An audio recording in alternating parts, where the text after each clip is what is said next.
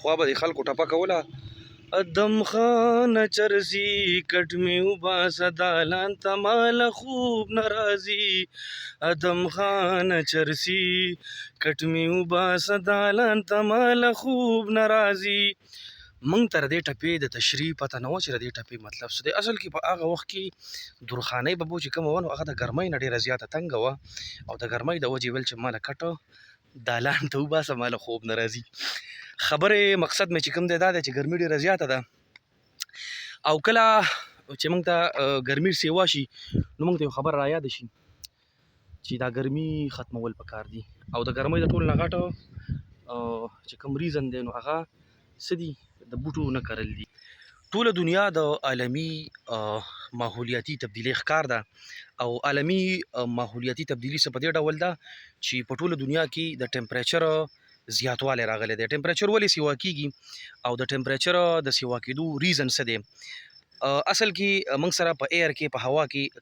کومه هوا کې چې موږ ساه اخلو په کومه هوا کې چې موږ اوسېږو نو په دې کې بلها ګیسونه دي خو دوه ګیسونه پکې کامن دي چې څه ته اکسیجن وي او څه ته کاربن ډای اکساید وي. اکسیجن اصل کې زموږ دپاره فایدهمند ګیس دی او په ساینسي طریقې کار سره کاربن ډای اکساید چې موږ د ساینس په اصطلاح کې د هغې سټډي وکړو نو دا یو خطرناک ګیس دی او د دې ګیس دوه ریزن دي. نمبر 1 ریزن چې کوم دی دا دی چې کله چې آبادي سیوا شي خلک سیوا شي نو د هغه خلکو ضروریات زندگی سیوا شي او بیا د هغه ضروریات زندگی او ترقیاتي چې کوم لارې دي یا ترقیاتي سفر دی نو په هغه سفر کې دا هیزونه استعمالیږي چې د هغې د وجې د کاربن ډای اکساید ایکسپلوژن انوایرمنټ ته د هغې چې کوم دغه د موجودګي دی نو هغه سیوا کېږي. دویمه وجه د بوټو کموالی دی چونکې بوټي چې کوم دي که نه دا کاربن ډای اکساید استعمالی او بیا موږ له په ریټان کې په بدل کې موږ له انوایرمنټ له اکسیجن راکوي.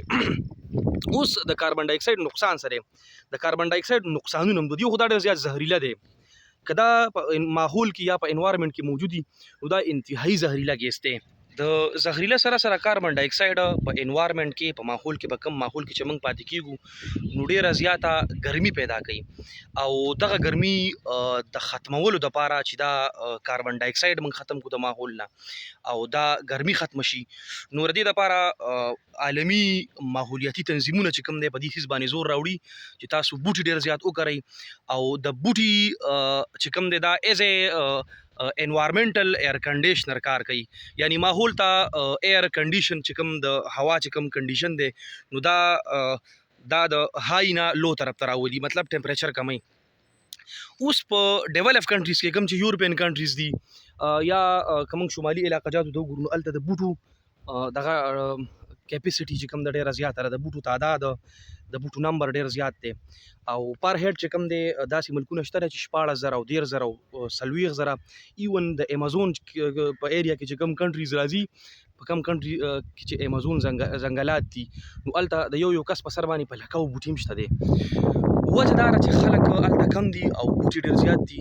نو هلته ټمپریچر هغه ملکونو کې ټمپریچر ډېر زیات نارمل دی. اوس زمونږ ملک چې کوم دی نو د بدقسمتۍ د وجې هندوستان هم زمونږ نه ښه دی د بوټو په تعداد کې. زمونږ په ملک کې پر هیډ یا 15 بوټي دي یا 14 بوټي دي بعضې ځایونو کې 4 بوټي دي نو دا ډېره د بدقسمتۍ خبره ده. موږ له پکار دي چې موږ بوټي وکرو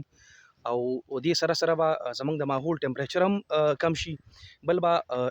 صفا هوا موږ ته میلاویږي موږ ته به اکسیجنیټډ هوا میلاویږي اکسیجن به پکې ډېر وي.